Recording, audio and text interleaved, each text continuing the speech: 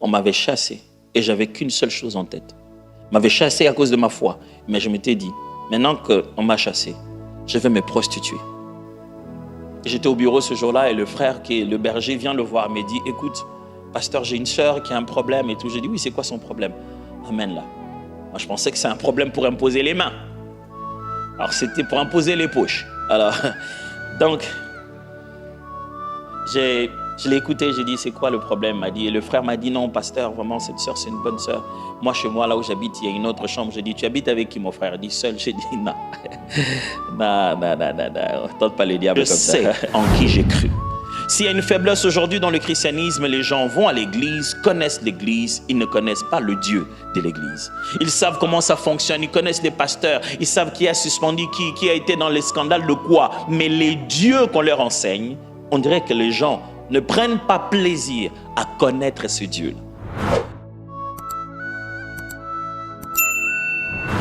Je vais vous expliquer ce que Yahweh voulait dire.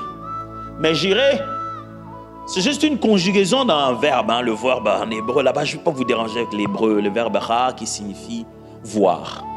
En fait, quand on dit Yahweh j'irai, on ne devrait pas dire l'Éternel pourvoira. L'Éternel pourvoira est une explication. Mais si on doit traduire littéralement, on devrait dire l'Éternel verra anticipativement et planifiera de le résoudre avant que ça n'arrive. Vous voyez que c'est long. Parce que le verbe qui est là, ra, qui est conjugué ici pour donner j'irai, signifie voir. Ça signifie regarder, ça signifie percevoir. Ça signifie prendre en compte. Envisager, c'est comme quand tu parles à quelqu'un, tu lui présentes ton problème et puis il dit, bon, ok, on verra. Ça signifie quoi? Ça ne veut pas dire qu'on ouvrira les yeux. Ça veut dire qu'on entre en détail et on apportera solution. Ce verbe veut dire prendre soin, prévoir avec attention. Donc ce verbe est à la fois une idée de perception visuelle, de voir demain, mais c'est aussi dans le sens de prévoir pour demain. Ce n'est pas seulement voir à quoi demain va ressembler, mais c'est qu'en étant aujourd'hui, puisque j'ai vu demain, j'ai prévoir aujourd'hui de quoi je vais avoir besoin demain. Vous êtes toujours là? Super. Dieu donc met Abraham à l'épreuve. Il dit, je veux voir si tu me crains. Quelle épreuve? Il lui demande son fils. Pas pour qu'il commence à devenir serviteur de Dieu,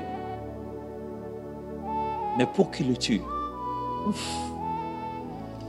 Je bénis Dieu d'être né à cette époque. Je préfère le froid du Canada que l'épreuve d'Abraham. Je vous assure. Hein? Hey, vous devez être sûr, 100% sûr que c'est Dieu. Hein? Imaginez que vous ayez déliré que ce n'était pas Dieu. Ouf! Ça semble simple, mais c'est fort, mes amis. Aller donner son fils comment? Par la mort. Pas aller le donner pour que quelqu'un d'autre le tue. Toi-même, tu vas être là. Je ne veux même pas imaginer. Mais ce jour-là, Abraham crie tout haut quelque chose qui est devenu un nom de Dieu pour toujours. Frères et sœurs, j'aimerais que vous puissiez savoir. Quand vous êtes avec Jésus, vous ne tentez pas de découvrir de quoi demain sera fait. Vous avez un Dieu qui a vu demain et qui aujourd'hui a prévu de quoi vous avez besoin demain. Jésus est venu sur la terre et parmi les choses qu'il a enseignées, il n'a pas cessé de rappeler aux gens, ne vous inquiétez de rien. Ne vous demandez pas de ce que demain, à quoi demain va ressembler. Nous sommes dans un monde qui nous bombarde des inquiétudes, qui nous dit comment tu vas t'habiller. Tu connais la nouvelle tendance. Tu sais qu'on est passé à 14, à 15, à 16. Il faut que tu changes. Le monde nous bombarde tout le temps. Il nous dit, écoute, il faudrait que tu puisses, comment on appelle ça, update, comment on appelle ça, faire des mises à jour. Faire des mises à jour. Si on ne fait pas des mises à jour, certaines choses bloquent. On est quotidiennement dérangé par demain. Si bien qu'on ne sait même pas vivre aujourd'hui. Parce que demain nous dérange. Et quand on arrive demain, il y a encore un autre demain. Et quand demain devient aujourd'hui, on ne sait même pas en jouir. Parce qu'il y a encore un autre demain. Et quand on va voir Dieu, c'est pour lui parler de demain. Seigneur, qu'est-ce qui sera demain? Qu'est-ce qui se passera demain? Seigneur, demain, Seigneur, demain, Seigneur, demain je vais étudier. Oh Seigneur, j'ai fini d'étudier, je suis en train de finir. Demain, est-ce que je vais travailler? Seigneur, maintenant que j'ai mon travail, demain, est-ce qu'on va me licencier? Oh Seigneur, est-ce que demain je vais me marier? Maintenant que je me suis marié, est-ce que demain je vais avoir des enfants? Maintenant que j'ai des enfants, est-ce que demain ils peuvent s'en aller d'ici? Ça, on ne leur dit pas. On leur dit plutôt, tu vas aller à l'université. Mais enfin, on leur dit, allez-vous-en. Et puis demain, on se dit, est-ce qu'ils vont se marier? Demain, est-ce qu'ils ont des enfants? Oh, ce sont des petits-enfants. Oh, mes petits-enfants. Demain, Seigneur, protège mes petits-enfants pour qu'ils ne connaissent pas des problèmes. Demain, toute notre vie n'est faite que de demain. Heureusement que Dieu s'appelle « Je suis ». Et qu'il veut que nous puissions vivre avec lui maintenant. Et le seul moyen de vivre avec lui maintenant, c'est qu'il nous dise « J'ai déjà vu ça ». J'aimerais dire à quelqu'un ce matin, demain tu ne le connais pas, mais Dieu l'a vu, a prévu et a pourvu pour demain. Demain te semble inconnu, mais tu as un Dieu qui connaît demain. Parce que demain n'est pas demain chez lui. Il s'appelle « Je suis ». Dieu n'essaye pas d'aller avec nous demain. Il y est. Si Dieu n'est pas inquiété, c'est qu'il n'y a rien à s'inquiéter. Demain nous dérange tellement. Et certains alimentent ça. Frère, il n'y a pas de demain sans aujourd'hui. Vous ne pouvez pas être demain si vous n'êtes pas aujourd'hui. Le présent a son sens. Et si vous n'arrivez pas à vivre le présent, vous allez souffrir. Mais demain étant tellement dans nos têtes, on a besoin d'y penser. Abraham, vous voyez dans Isaac, sa progéniture. Il devenait père d'une multitude. Demain, celui-ci prendra mon héritage. Demain, celui-ci multipliera sur la terre. Demain, et Dieu lui a dit, prends demain, tue-le. Et si Dieu vous disait ce matin, prends demain et offre-le-moi. Prends ton plan pour l'université, tes projets pour acheter la nouvelle maison, offre-le-moi. Offrir à Dieu ne veut pas dire que ça ne va pas se faire. Ça va plutôt se faire à sa manière, la meilleure qu'il soit pour nous. Il a dit, offre-moi celui qui est là comme ton avenir. Ce matin, je voulais juste partager 3 choses au sujet de ce Yahweh Jireh. La première des choses, ce texte nous montre que Dieu fait confiance à notre obéissance à semer. Je répète, ce texte nous montre que Dieu fait confiance à notre obéissance à s'aimer. Contrairement à ce que les choses nous donnent l'impression, on a l'impression que Dieu n'a pas vraiment confiance en nous. C'est dit, vous les hommes, non, je connais. Vous allez dire, je t'adore, après, je sais ce qui va se passer.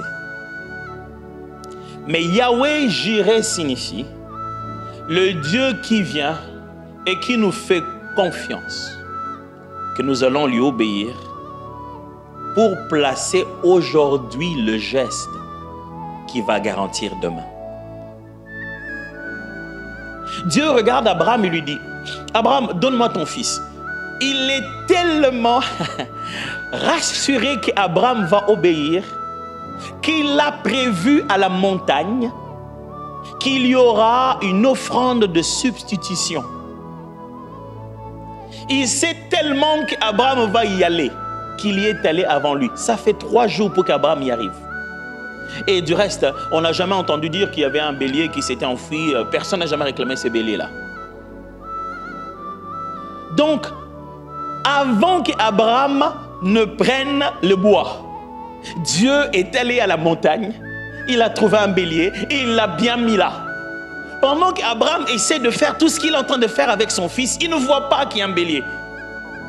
Il est tellement concentré à obéir. Frères et sœurs, concentrez-vous à obéir. Dieu s'occupera du bélier. Abraham ne voit pas, il est là depuis un moment sur cette montagne. Il a fait l'offrande, il a mis les pierres ensemble. Ça fait pas 2 minutes, c'est fait un moment qu'ils sont là. Il n'est pas seul, il est avec son fils. En aucun moment il dit, oh regarde le bélier, oh il est mignon. Oh. En plus, la Bible dit que le bélier, c'est en fait, sa tête en fait se bloquait dans un bois. Il était comme pris au piège. Pour des bergers, quoi de plus gentil que d'aller détacher un tel bélier? Ils l'ont pas vu. Ils sont là occupés à essayer de juste obéir. Dieu dit, je sais qu'il va arriver à la montagne. Je sais qu'il va préparer l'autel. Je sais qu'il amènera le feu. Je sais qu'il amènera le couteau. Mais lui, il ne sait pas que j'amènerai l'offrande.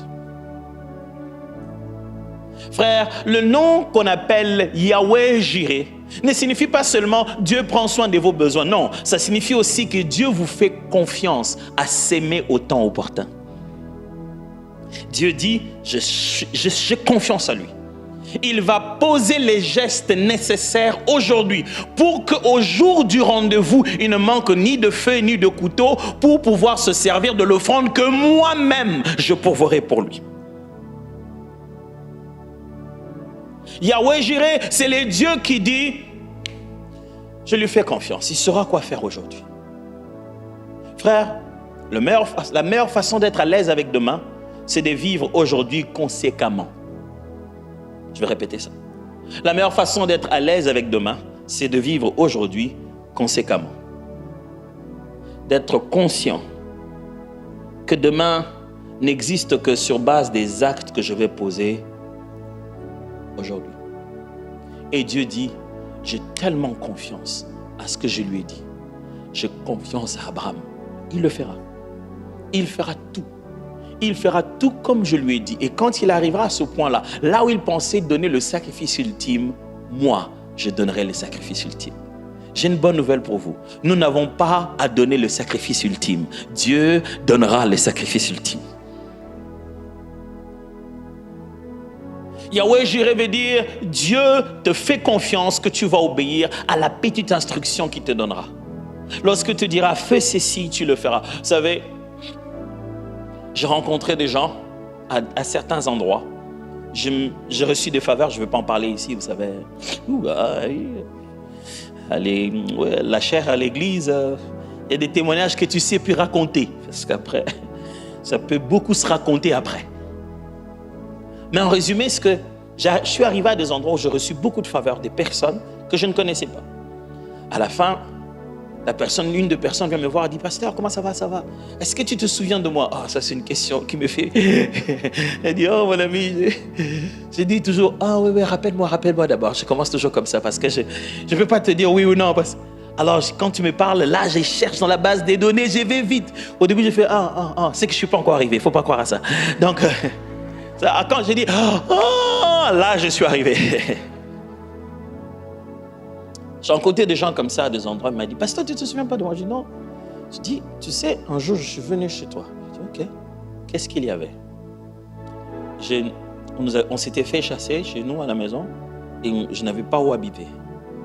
Et tu ne savais quoi faire pour moi. Ce jour-là, tu as payé pour nous un loyer pour tout un mois qu'on habite quelque part. Je dis, bon, c'était comment? M'a expliqué, j'ai dit, en plus, dans ma tête, je me suis dit, en plus, c'était l'avance sur mon salaire. J'avais pris 80% de mon salaire. Je ne savais pas comment j'allais faire ce mois-là. M'a dit, c'est ce geste que tu as posé là. Ce jour-là, j'étais sorti de là où j'étais. On m'avait chassé et j'avais qu'une seule chose en tête. On m'avait chassé à cause de ma foi. Mais je m'étais dit, maintenant qu'on m'a chassé, je vais me prostituer. Mais avant ça, j'ai appelé le frère avec qui on priait. Je dis, c'en est de trop, on m'a finalement chassé, je ne sais plus où dormir. Je pense que ça ne sert plus à rien de suivre ce Jésus. je ne sais pas comment je vais faire avec ma vie, je vais carrément me prostituer. J'étais au bureau ce jour-là et le frère qui est le berger vient le voir, me dit, écoute, pasteur, j'ai une sœur qui a un problème et tout. J'ai dit, oui, c'est quoi son problème? Amène-la. Moi, je pensais que c'est un problème pour imposer les mains. Alors, c'était pour imposer les poches. Alors, donc, je l'ai écouté, j'ai dit, c'est quoi le problème? M'a dit, et le frère m'a dit, non, pasteur, vraiment, cette sœur, c'est une bonne sœur. Moi, chez moi, là où j'habite, il y a une autre chambre. J'ai dit, tu habites avec qui, mon frère? Il dit, seul. J'ai dit, non. Non, tente pas les diables comme ça. J'ai dit, ok, écoute, j'ai appelé notre financier, j'ai dit, c'est combien déjà mon salaire? J'ai dit, est-ce que je peux avoir une avance sur mon salaire? Et j'ai préparé cet argent, je lui ai donné. J'ai dit, va, loue un tel endroit, prends du temps là-bas avec toi-même, jusqu'à le temps, ça se calme, qu'on trouve des moyens de réconcilier les familles. Elle m'a raconté ça, c'était le jour de la veille de son mariage. Elle est mère de 3 enfants avec un merveilleux mari.